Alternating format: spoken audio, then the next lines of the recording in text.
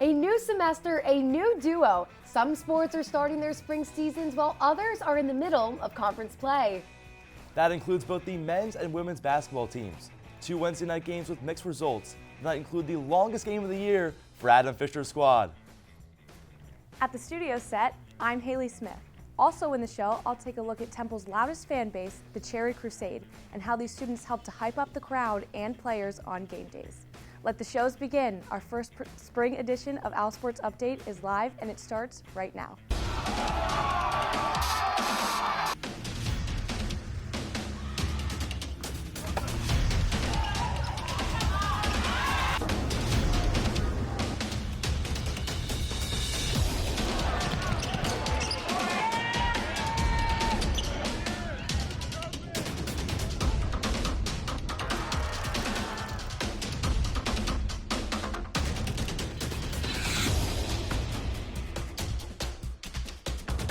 Afternoon and welcome to our first OwlSports Update show of the spring semester. I'm Natalie Koranda. And I'm Jackson Batchler. We are excited to kick off another semester starting with men's and women's hoops. Both teams faced conference opponents on Wednesday night, with the men's team welcoming in Charlotte and the women traveling to Denton to take on North Texas. Let's start with the men and a healthy dose of free basketball. The 49ers came to Broad in hopes of breaking Temple's perfect 8-0 record at home. This was a thriller that needed not one, but 2 overtimes. The Owls and 49ers exchanged punches in this one, 15 ties and 14 lead changes. Let's forget the first 39-plus minutes. Moving straight to the action with 5 seconds left in the fourth, Quante Berry sinks one in to give the Owls a 2-point lead. But Charlotte's Kylan Blackmon has a quick response and sinks in a tying bucket at the buzzer, sending it to the overtime. In overtime, the punches continue. Nick Graves hits for 3 and Charlotte takes the lead. But here comes Jamal Mashburn Jr. with 3 of his own to regain that lead for the Owls. Mashburn Jr. scored a career-high 34 points in this one. Second overtime, Mashburn, who played 45 minutes in this game, is fouled with just 2 seconds left. He sinks one foul shot to give Temple the lead 90-89, and Charlotte tosses up a Hail Mary but can't find the basket. The Owls win 90-89 with a ton of players playing a ton of minutes. Everybody's minutes were so important at that moment, right? Like Shane Dezzoni helps win that game. Matteo Picarelli helps win that game. They're not there at the end, but they helped get us to what we needed to do. Aiden Tobiasen sits for who knows how long it was in real time, and then to come in at the end of the game, like inbound the basketball, like that's hard to do, finish a game. So our guys know you have to be ready on any given night, and I think our guys were ready to go tonight. The largest part of Temple's student section is the Cherry Crusade. This group has been cheering on teams from behind the basket since 2005. OwlSports Update, Haley Smith joins us here at the studio set to take a look. Hey, Haley. Hey guys. From streamer tosses to storming the court, they've witnessed it all. The Cherry Crusade has been cheering on the Cherry and the White for the past 20 years, no matter the opponent. They've been the loudest fans for almost a full generation. You can't come to a Temple basketball game without running into the Cherry Crusade. Definitely rushing the court for both Villanova and Memphis. Never really expected to be able to do that. Temple's student section has been cheering on Temple athletes since 2005. They're there to hype, distract, and most often to have fun with some ideas that date back many years. Whenever we play St. Joe's, we do like a funeral for the Hawk, because there's a Hawk won't ever die or whatever. So I think that started a really long time ago, where I think it went viral way back when, where they hosted a funeral, they built like coffins and did all this stuff. So, we've tried to keep that going over the years. The Cherry Crusade gets students excited with posts on Instagram, X, and Yik Yak. They also take part in posting events such as the Whiteout versus Memphis 2 weeks ago. When we showed up, my freshman year, when we played Houston here, in our Whiteout game, and I showed up an hour and a half before the game, 2 hours before the game, and there was already a line down the block. The number of students from the Cherry Crusade varies per game, but no matter what game, they're positioned next to the band in the student section under the basket. It's given me like a big group of friends that would probably be people I wouldn't have met otherwise. It's like a very diverse group of people from different majors, from all different places, all different kinds of people. It's changed my life. I wouldn't be anywhere without Cherry Crusade. I've honestly kind of made some lifelong friends that I'll definitely keep after college for sure. 20 years of cheering, memories, and friendships. This winter, the Cherry Crusade has had much to cheer about. Temple's men's basketball team is undefeated at home, including a win over nationally ranked Memphis, and there are just 5 more regular season games scheduled at the Liacouras Center. From the studio set, I'm Haley Smith.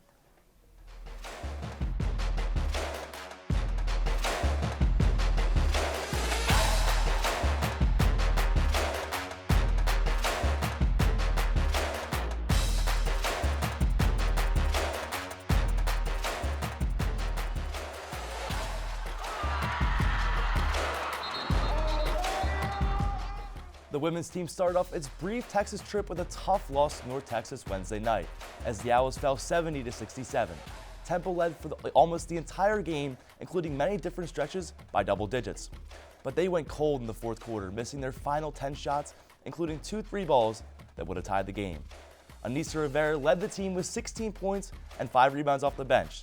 The Owls are 6-3 in conference play. Diane Richardson's crew will remain in the Lone Star State as they face UTSA on Saturday. Recruiting players from across the country can be a challenge. Getting those players from overseas is that much harder. But the women's team has done both. Coach Richardson has a roster that really stretches for thousands of miles, and it centers around 3 international players. Shooting from long distance is one way to win basketball games. But for Temple's women's team, winning also centers on recruiting from long distance, not just other states, but other continents. You know, a lot of times we'll have people that we know that are overseas, that are coaches, that will reach out to us and say, hey, we've got a player to take a look at. So we've got a lot of friends that coach overseas, and they, tell us that they're players to watch. The Owls currently have 3 international players on their team. Jaleesa Molina from the Netherlands, Felicia Jacobs from England, and Adina Webster from the Bahamas. Sophomore standout Jaleesa Molina has started in every game this season and leads the team in rebounds per game. This comes in just her 2nd season with the Owls. It's like different playing style, of course. So it was new people around me, new language. It was all different, so I was low-key unconfident. But now I am, and I'm a starter now, so I gotta be confident. Temple has student athletes from 8 different states, but not a single player from Pennsylvania. This means the national and international flair is widespread. And the thing that drew me to Temple was the team and the coaches. I could tell that they had good chemistry together and they played well together.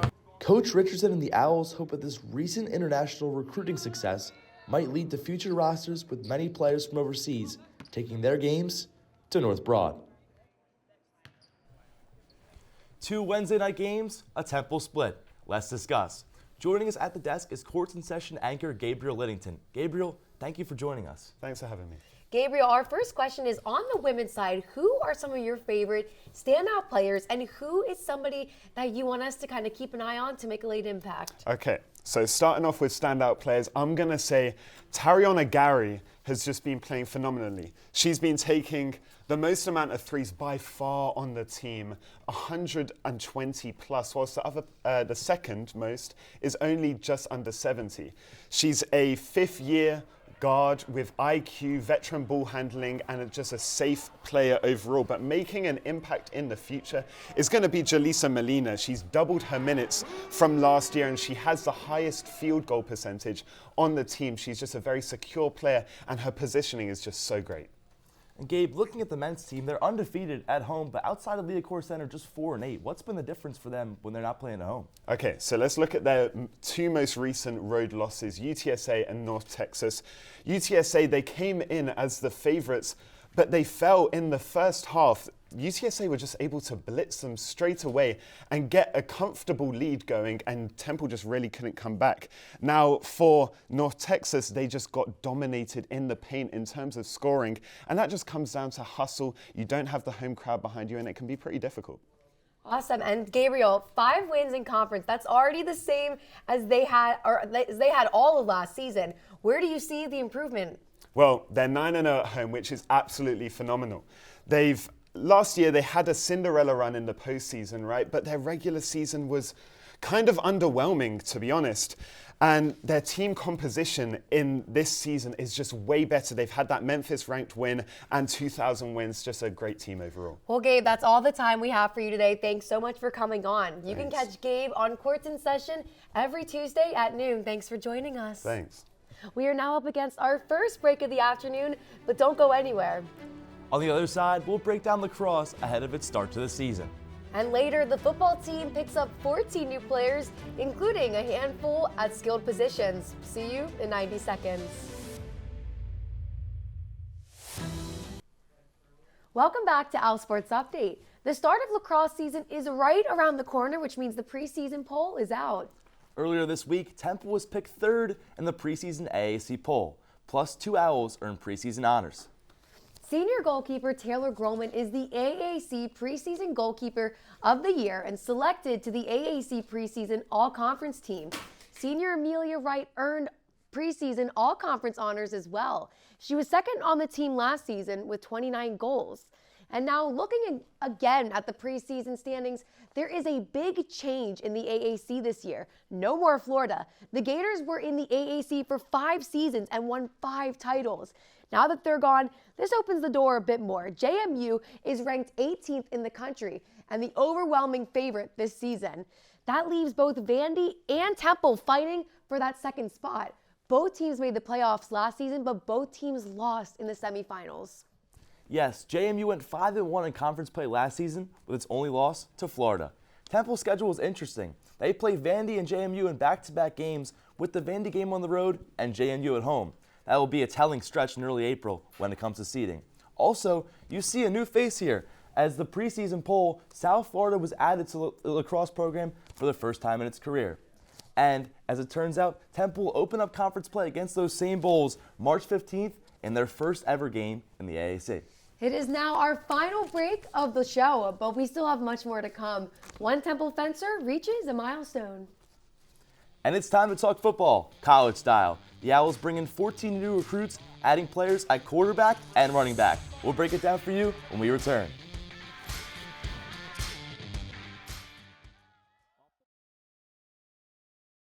Welcome back. New head football coach Casey Keeler has been on the job for less than 2 months, but he has his first recruiting class. 14 new players will be joining the Cherry and White this spring via the transfer portal. Of the 14 new Owls, 4 of the players are from New Jersey and 1 is from Pennsylvania. Recruiting talent from the tri-state area was a goal that Keeler had when he accepted the head coaching position back in December. One of the recruits, running back Jay Ducker, has some history with Keeler, as Ducker spent last season with Keeler's old team in the Sam Houston Bearcats. The Owls also have an addition to the QB room, with former Robert Morris single caller Anthony Chickett joining the team. Chickett played in 11 of the Colonials' 12 games last season. He threw for 2,250 yards and recorded 16 touchdowns. He'll be joining the Nest as a graduate transfer, which means this will be his last year of eligibility. It will most likely be a battle between Chickett and Evan Simon for the starting quarterback spot. That running back Jay Ducker played 13 games for the Bearcats. He rushed for 745 yards and 7 scores. The redshirt senior averaged 4.7 yards per carry on 158 rushing attempts. 2024 was his best season since his freshman year in 2021, when he ran for over 1,000 yards with Northern Illinois. It's worth mentioning the Owls had the worst rush attack in the AAC last season. Over the weekend, the fencing squad took a trip to Happy Valley for the Penn State Invitational.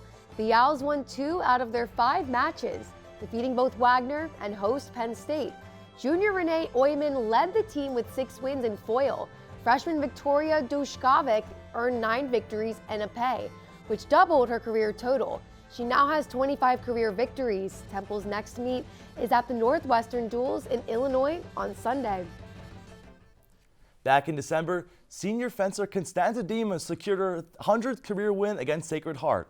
OwlSports Update's Marley Myers has a story about Constanza and her reaction to this achievement. Numbers tell the story in most sports, but for fencer Constanza Dimas, 100 is more than just a number. In her previous season, Dimas finished with a record of 93 wins and 58 losses. That left the two-time NCAA qualifier just 7 wins shy of 100, which she quickly picked up earlier in the fall season. It's been in the back of my mind because older girls have achieved it, but once I got it, I was super ecstatic, and it just showed all the hard work I have put in over the years. Constanza not only represents the Temple Owls, but she also manages to stand out as an athlete for the International Fencing Federation. She was born and raised in Portugal. And in her 4 years on North Broad, Constanza has been the epitome of consistency.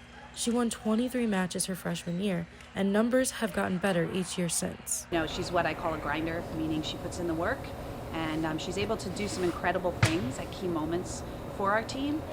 Beyond her remarkable D1 fencing journey here at Temple, Constanza has made it clear to her teammates that she is not only a fencer, but someone they can go to for any kind of support on and off the strip. She's always there when you need her. She's always there to uplift you, and I know that I could always count on Constanza. I think younger girls definitely looked up to me in that moment, and I was super proud of myself to become a role model. Constanza is 1 of 4 on the team with 100-plus wins, which puts this veteran team in a strong position to match up with some of the other top teams in the country. That's all the time we have for today. But 1 week from today, Sarah Whitten and Sam Cavone take the desk live at noon. Before then, you can catch the Sports Brief on our X platform on Monday, and Courts in Session is live on TUTV on Tuesday. From all of us in TV Studio 3, I am Jackson Batchler, and she is Natalie Koranda. Thank you so much for tuning in, and have a great weekend.